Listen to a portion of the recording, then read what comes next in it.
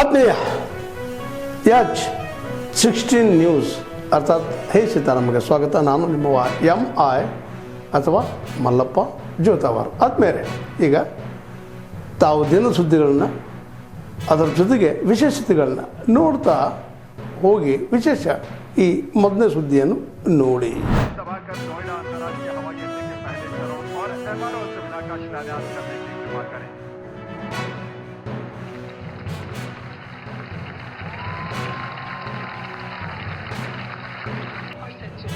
हम शीघ्र ही Noida international airport पर उतरने वाली है।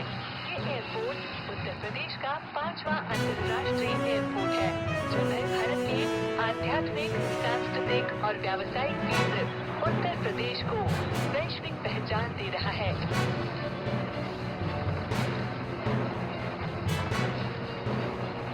यशस्वी प्रधानमंत्री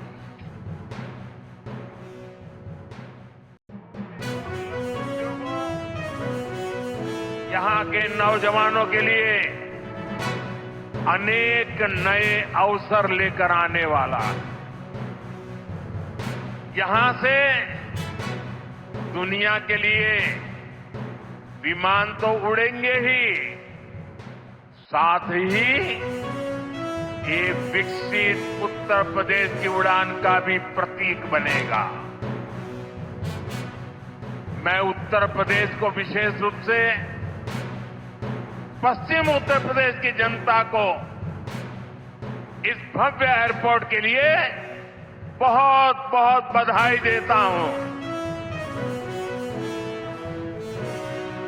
साथियों, आज का ये कार्यक्रम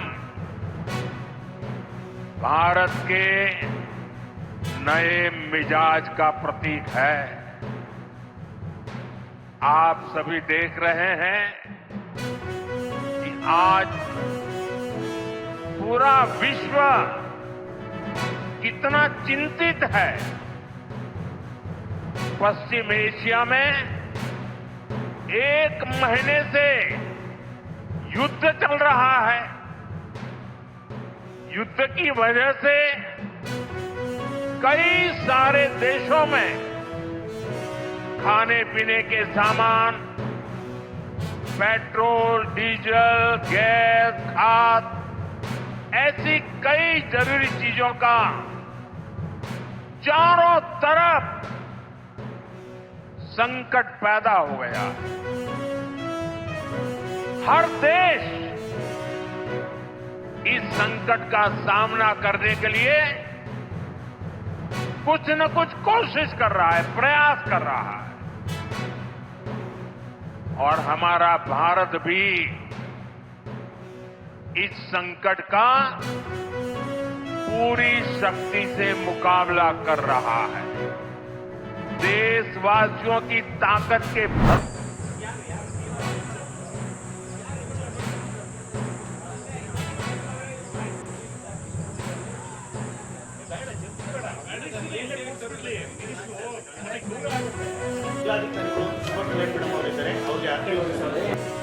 ರಾಜೇಶ್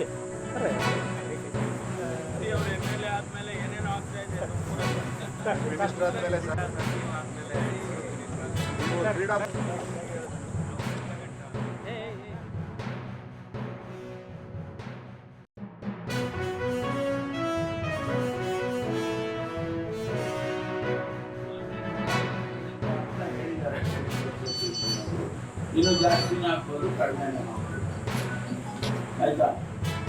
36 ಜನ ಸಿಂಗಲ್ಸಿಗೆ ಅವಕಾಶ, ಡಬಲ್ಸ್ಗೆ ಬರ್ತಾರೆ. ಡಬಲ್ಸ್ಗೆ ಅದರ ಡಬಲ್ 35 ಜನ 36 ನಾನು ಡಬಲ್ ಆಗ್ತದೆ.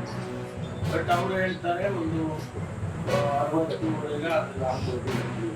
ಇಂಥದ್ದೇ ಒಂದು ಟೂರ್ನಮೆಂಟ್ಗೆ ಅವರು ಆಡಬೇಕು ಅಂದ್ರೆ ಲಕ್ಷಾಂತರ ರೂಪಾಯಿ ಹಣ ಖರ್ಚು ಮಾಡಿಕೊಂಡು ಬೇರೆ ಯಾವುದೋ ದೇಶಕ್ಕೆ ಹೋಗಿ ಆಡಬೇಕು.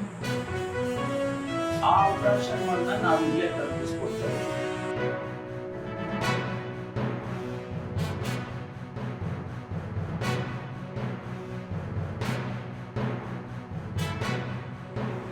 ಇಲ್ಲದೆ ಹೋದ್ರೆ ಈ ಕರ್ನಾಟಕಕ್ಕೆ ಕೆಟ್ಟ ಹೆಸರು ಬರುತ್ತೆ, ಬೆಂಗಳೂರಿಗೆ ಕೆಟ್ಟ ಹೆಸರು ಬರುತ್ತೆ.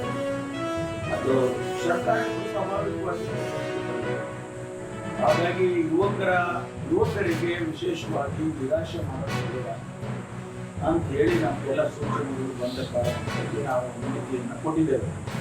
ಅದರಲ್ಲಿ ಕೆಲವು ಕಂಡೀಷನ್ಸ್ ಅನ್ನು ನಾವು ಕೂಡ ಬಹಳ ಕಠಿಣವಾಗಿ ಹಾಕಿ ನಮ್ಮ ಪೊಲೀಸ್ ಕಮಿಷನರು ವಿಧವಾದಂಥ ಭೇಟಿಗಳನ್ನು ಕೊಟ್ಟು ಎಲ್ಲ ಮಾಡಿದ್ದಾರೆ.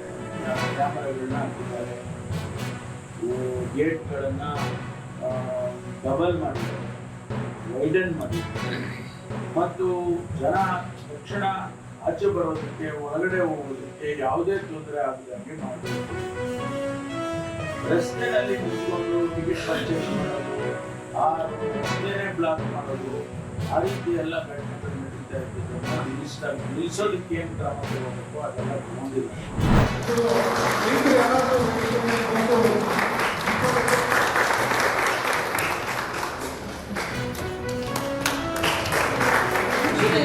ಕ್ರಾಪ್ ಇನ್ಶೂರೆನ್ಸ್ ಹೇಳಿದೆ. ಈ ಇನ್ಶೂರೆನ್ಸ್ ಇಲ್ಲಪ್ಪ, ನಾನು ಯಾರ ಮೇಲೂ ಡಿಪೆಂಡ್ ಆಗಿಲ್ಲ. ನನ್ನ ಉಳಿತಾಯ ನಾನು ಉಳಿಸಿ ಸಮುದಾಯಕ್ಕೆ ತನ್ನ ಸೇವೆಯನ್ನು ನೀಡ್ತಾ ಇದ್ದಾರೆ. ಬಟ್ ನಮ್ಮಲ್ಲಿ ಇದುವರೆಗೂ ಯಾರು ರಿಜಿಸ್ಟರ್ ಮಾಡ್ಕೊಂಡಿಲ್ಲ. ವ್ಯವಹಾರ ಮಾಡಿದ್ದಾರೆ. ಅಲ್ಲಿರ್ತಕ್ಕಂಥ ನಮ್ಮ ಮಕ್ಕಳು ಸುರಕ್ಷಿತವಾಗಿತ್ತು.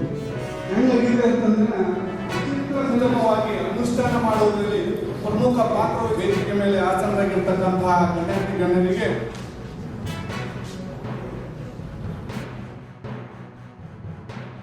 ಅವರಿಗೆ ಪ್ರೊಸೀಜರ್ ಏನಿದೆ ಮತ್ತು ಯಾವ ಥರ ಫಾರ್ಮ್ಸ್ ಕೊಡಬೇಕು, ಏನಾದರೂ ಬೇಸಿಕ್ ಮಾಹಿತಿ ಎಲ್ಲ ಇವರೆಲ್ಲ ಬ್ಯಾಂಕ್ ಅಧಿಕಾರಿಗಳು ನಮ್ಮ ಅಗ್ರಿಕಲ್ಚರ್ ಡಿಪಾರ್ಟ್ಮೆಂಟಲ್ಲಿ ಆತ್ಮ ಅಂತ ಇರ್ತಾರೆ, ಅಗ್ರಿಕಲ್ಚರ್ ಎಕ್ಸ್ಟೆನ್ಷನ್ ಆಫೀಸರ್ಸ್, ಅವ್ರಿಗೆ ಕೂಡ ಇದ್ರ ಬಗ್ಗೆ ಮಾಹಿತಿ ಕೊಟ್ಟವರಿಗೆ ಒಂದು ಟಾರ್ಗೆಟ್ ಕೊಡಬೇಕು. ಈಗ ನಾವು 3 ಲಕ್ಷ ರೈತರಿಗೆ NPS ಮಾಡಿಸ್ಬೇಕು, ಅವರಿಗೆ ಟಾರ್ಗೆಟ್ ಕೊಡಬೇಕು. ಒಂದು 4 ತಿಂಗಳ ಒಳಗಡೆ ನಾವು ಎಲ್ಲ ರೈತರಿಗೆ ಒಂದು NPS ಯೋಜನೆ ಮಾಡೋದಕ್ಕೆ ಪ್ರಯತ್ನ ಮಾಡೋಣ. 26 ಆದ್ರೆ 24 ವರ್ಷ ಆದರೂ ನಮ್ಗೆ ಯಾರಿಗೂ ಗೊತ್ತಿಲ್ಲ ಆ ಯೋಜನೆ ಬಗ್ಗೆ. ಅದ್ರ ಮೊದಲೇನೈತೆ ಅಂತ ಬರೀ ಸರ್ಕಾರಿ ನೌಕರದಾರಿಗಿತ್ತು. ಆದರೆ ಈಗ ನಮ್ಮ ದೇಶದ 140 ಕೋಟಿ ಜನರಿಗೂ ಇದೊಂದು ಉಪಯುಕ್ತ ಹೋಗ್ಬೋದು ಅಂತೇಳಿ ಇವತ್ತು ನಾವು ನಮ್ಮ ಇಡೀ ದೇಶದಲ್ಲೇ ಕರ್ನಾಟಕ ಆಯ್ಕೊಂಡು ಆ ಕರ್ನಾಟಕದಲ್ಲಿ ನಮ್ಮ ಬೀದರ್ ಜಿಲ್ಲೆಯನ್ನು ಒಂದು ಮೊದಲನೇ ಒಂದು ಪ್ರಯೋಗವಾಗಿ ಏನಪ್ಪ ಅಂತ ಬಂದಿದ್ದಕ್ಕೆ ಬಹಳ ಒಂದು ಸ್ವಾಗತ ಕೊಡ್ತೀವಿ. ಜೊತೆಗೆ ಈ ಒಂದು ಯೋಜನೆ ಏನದಂದ್ರೆ 18 ವರ್ಷದಿಂದ 85 ವರ್ಷದ ವೃದ್ಧದವರೆಗೂ ನೀವು ಸೇವ್ ಮಾಡಬಹುದು. ನೀವು ಪ್ರತಿ ತಿಂಗಳು ಎಷ್ಟು ಮಾಡ್ಬೋದು, 10 ರೂಪಾಯಿಯಿಂದ 10,000ವರೆಗೂ ನೀವು ಸೇವ್ ಮಾಡ್ಬೋದು. ಈ NPS ಅಲ್ಲಿ ಬಹಳ ಜನರು ಸಾರ್ವಜನಿಕರಾಗಿರ್ಬೋದು, ರೈತರಾಗಿರ್ಬೋದು, ಉದ್ಯಮಶೀಲರಾಗಿರ್ಬೋದು ಎಲ್ಲರೂ ಎನ್ರೋಲ್ ಮಾಡಿಕೊಂಡು ಇದರಿಂದ ತಮ್ಮ ಸಂಭಾವ್ಯ ವೃದ್ಧಾಪ್ಯದಲ್ಲಿ ತಮಗೆ ಪಿಂಚಣಿಯನ್ನು ಬರುವಂಥ ಕೆಲಸವನ್ನು ಆಗಲಿ, ಎಲ್ರಿಗೂ ಇದರಿಂದ ಸಹಾಯವಾಗಲಿ.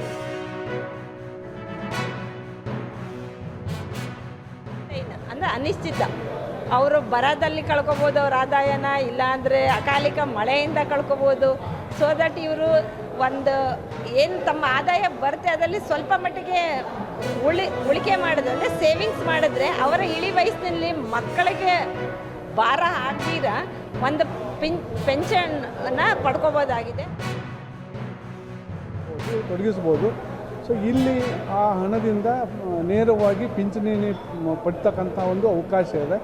ಸೊ ರೈತರು ತನ್ನ ಒಂದು ಜೀವಿತಾವಧಿಯಲ್ಲಿ ಅಂದರೆ 60 ವರ್ಷ ಒಂದು ತನ್ನ ಹಣವನ್ನು ಇಲ್ಲಿ ತೊಡಗಿಸಿದರೆ ಆ ಹಣದಲ್ಲಿ ಆ ರಿಟರ್ನ್ಸನ್ನು ಬರುವಂಥ ಒಂದು ಇದು ಇದೆ. ಈ ಒಂದು ಯೋಜನೆಯಲ್ಲಿ ರೈತರಿಗೆ ಭಾರತ ಸರ್ಕಾರದ ವತಿಯಿಂದ ಹಣದ ಒಂದು ಸುರಕ್ಷತೆ ಮತ್ತು ನಂಬಿಕೆಯನ್ನು ಈ ಒಂದು ಯೋಜನೆ ಮೂಲಕ ಸಿಗ್ತದೆ.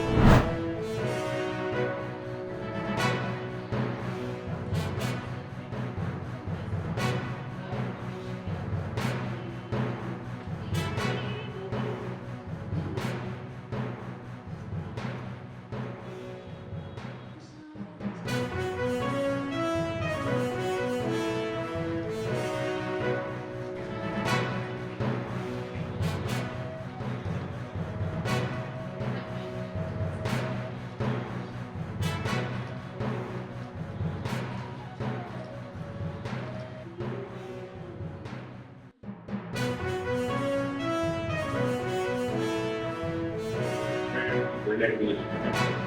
Never day without science we cannot live. Doesn't mean that other disciplines are low. Not like that. So once you understand what it is, that is science, you certainly get through. So that is why you friends and students particularly develop this habit of scientific analysis, etc. University has grown into a center of learning that attracts here bright minds, dedicated educators, and forward-thinking actors. So the journey has not been without challenges, but it brought challenges which has strengthened to forget. So we have built academic programs that are relevant and future focused on created opportunity for students from diverse and rural background and strengthened infrastructure and learning environment and fostered a culture of curiosity, discipline and innovations. ತಾವೆಲ್ಲ ಇಲ್ಲಿವರೆಗೆ ಸುದ್ದಿಗಳನ್ನು ನೋಡಿದಿರಿ, ಜೊತೆಗೆ ವಿಶೇಷ ಘಟನೆಗಳನ್ನು ಸಹ ನೋಡಿದಿರಿ. ಅದು ನಿಮ್ಗೇನು ಅನ್ನಿಸ್ತು? ನಿಮಗೆ ಲೈಕ್ ಮಾಡಿರಿ, ಶೇರ್ ಮಾಡಿರಿ, ಕಾಮೆಂಟ್ ಮಾಡಿರಿ, ಜೊತೆಗೆ ಸಬ್ಸ್ಕ್ರೈಬ್ ನಿಲ್ಲಿಸ್ಬೇಡ್ರಿ. H16 ನ್ಯೂಸ್ ಅರ್ಥಾತ್ ಈ ಸಿದ್ದರಾಮಯ್ಯ ಸತ್ಯದ ಕೈಗನ್ನಡಿ ವಂದನೆಗಳು.